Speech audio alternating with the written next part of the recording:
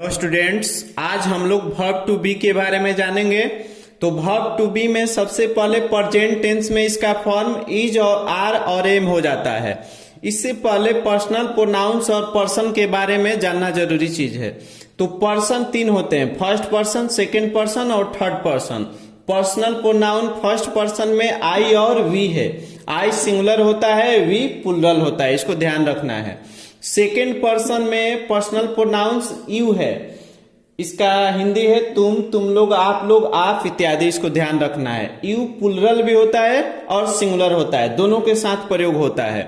दोनों केस में इसके साथ आर एक्सिलरी वर्ब का प्रयोग किया जाएगा, ध्यान रखना है।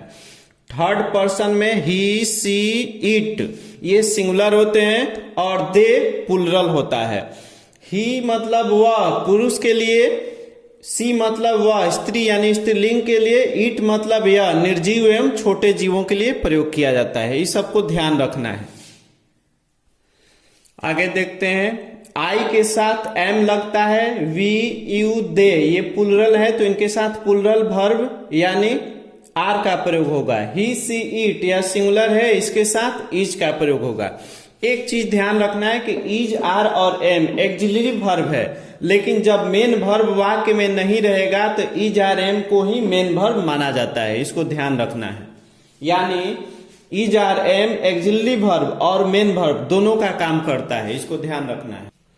कुछ उदाहरण देखते हैं। वह राधा है, राधा लड़की का नाम है, इसलिए वह जो है स्त्रीलिंग होगा यानी सी होगा। वह का अंग्रेजी सी सिंगुलर है, इसके साथ सिंगुलर वर्ब यानी इज लगेगा। सी इज, राधा का राधा होता है, सी इज राधा, वह राधा है। यहां पर ध्यान रखना है, इज जो है मेन वर्ब का काम कर रहा है। वे लोग किसान हैं, दे आर फार्मर्स, ध्यान रखना है। दे जो है प्लुरल है तो इसके साथ प्लुरल वर्ब लगेगा। एक चीज और ध्यान रखना है, जब ये प्लुरल है सब्जेक्ट तो इसके साथ प्लुरल नाउन का प्रयोग होगा। तो फार्मर में एस लगाकर इसका प्लुरल बनाया जाता है, बाद में पढ़ेंगे इसके बारे में सिंगुलर से प्लुरल कैसे बनाया जाता है, बस आपको ध्यान रखना है। तो प्लुरल वर्ब में प्लुरल सब्जेक्ट में प्लुरल वर्ब तथा प्लुरल नाउन लगता है, ध्यान रखना है। मैं एक विद्यार्थी हूं, मैं जो है आई सिंगुलर है, इसलिए इसके साथ सिंगुलर नाउन लगेगा। तो आई एम ए स्टूडेंट, एक विद्यार्थी हूं तो ए स्टूडेंट, ध्यान रखना है इसको। हम लोग गरीब हैं, वी जो है प्लुरल सब्जेक्ट है तो यहां पर प्लुरल वर्ब आर लगेगा। वी आर पुअर, ध्यान रखना है एक चीज, यहां पर पुअर नाउन नहीं है, इसलिए इसमें एस लगाकर इसका प्लुरल नहीं बनाया जा सकता है। जो पुअर है यह एडजेक्टिव है, इसलिए इसका प्लुरल नहीं होगा। तो वी आर पुअर ही इसको छोड़ देंगे, इसको ध्यान रखना है। जब यहाँ नाउन रहेगा तब सब्जेक्ट के साथ प्लुरल नाउन का प्रयोग होगा। यहां पर नाउन नहीं बल्कि पुअर एडजेक्टिव है। यह पेड़ है, यह का अंग्रेजी ईट होता है छोटे छोटे जीव जंतुओं के लिए तथा निर्जीव के लिए। तो यहाँ पर पेड़ छोटा ही जीव माना जाएगा तो इसके साथ ईट का प्रयोग कर सकते हैं। इट इज ए ट्री, लेकिन एक चीज ध्यान रखना है, अगर यही पेड़ को संकेत करके बताया जाए हाथ से कि वह यह पेड़ है तो इस यहाँ पर संकेत के लिए दिस का प्रयोग किया जाएगा, दिस इज ए ट्री, सबको ध्यान रखना है। आगे लिखा हुआ है यूनिवर्सल ट्रूथ यानी चिरंतन सत्य, वाक्यों का अनुवाद भी वर्ब टू बी के प्रयोग से ही बनाया जाता है। चिरंतन सत्य का मतलब होता है कि पूरी दुनिया जिसको सत्य मानती है, जैसे दूध उजला होता है, एकदम चिरंतन सत्य यानी यूनिवर्सल ट्रूथ वाक्य है। इसलिए milk is white, is, are, am के प्रयोग से बनाया जाएगा। तो मिल्क इज व्हाइट, दूध उजला होता है। मिल्क अनकाउंटेबल नाउन है, इसके पहले आर्टिकल का प्रयोग नहीं होगा। अगर आप लोग आर्टिकल नहीं पढ़े हैं तो पिछले क्लास में आर्टिकल पढ़ाई हुआ है, जो डिस्क्रिप्शन बॉक्स में उसका लिंक डाल देंगे, देख लीजिएगा, नहीं देखे हैं तो। अगला है चीनी मीठी लगती है, चीनी भी अनकाउंटेबल नाउन है। तो शुगर इज स्वीट, इसके पहले भी आर्टिकल का प्रयोग नहीं होगा। चीनी एकदम यूनिवर्सल ट्रूथ है कि मीठी लगती है चीनी। पृथ्वी गोल है, यह भी यूनिवर्सल ट्रूथ है। तो द अर्थ इज राउंड, हम लोग आर्टिकल में पढ़ चुके हैं कि आकाशीय पिंड, उसके नामों के पहले द का प्रयोग किया जाता है।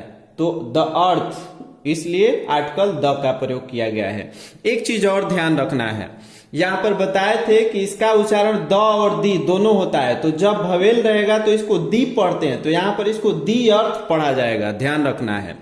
और जो अर्थ है वो एक प्रॉपर नाउन है, इसलिए इसे कैपिटल लेटर में हम लिखे हैं, इसको ध्यान रखना है। अर्थ को कैपिटल लेटर में लिखा गया है क्योंकि अर्थ जो है एक ग्रह का नाम है, तो संज्ञा किसे कहते हैं? किसी भी नाम को संज्ञा कहते हैं, तो अर्थ भी तो एक ग्रह का नाम ही ना है, इसलिए अर्थ प्रॉपर नाउन है, इसको ध्यान रखना है।